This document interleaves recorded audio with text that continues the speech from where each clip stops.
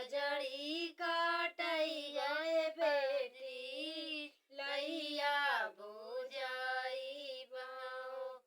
भरी रैया देवो चितरा बजड़ी काटई गए बेटी लैया बुझाई बाओ भरी रैया देवो चितरा बिनी बिनी खैये बेटी चंचल चिरैया छोड़ी दिया रैया हमार बिनी बिनी खैये बेटी चंचल चिरैया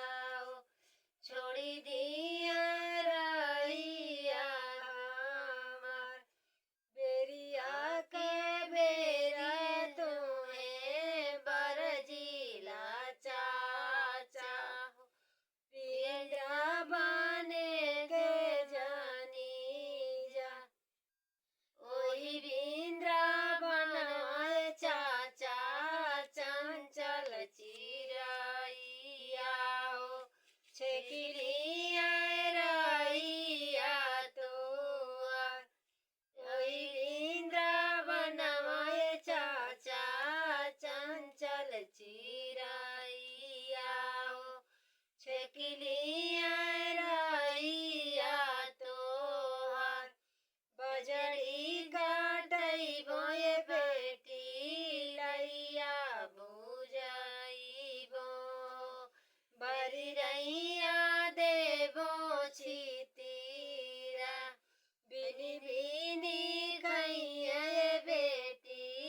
चंचल चिरैया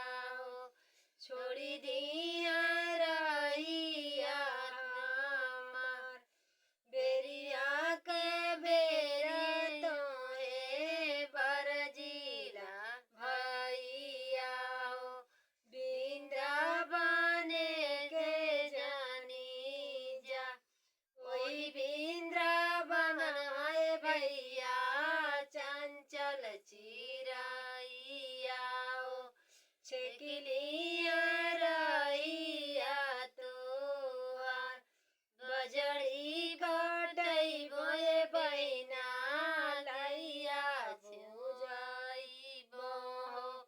भरी रैया देवो छितीरा बिनी बिनी खैये बहिना चंचल चिरैया छोड़ी दिया रैया हमार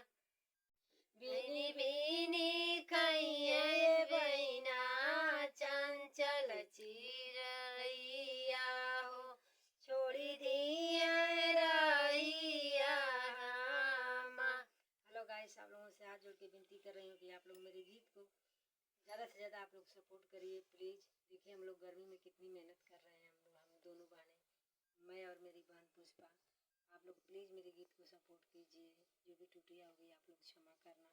मेरे वीडियो को लाइक, सब्सक्राइब और शेयर कीजिए।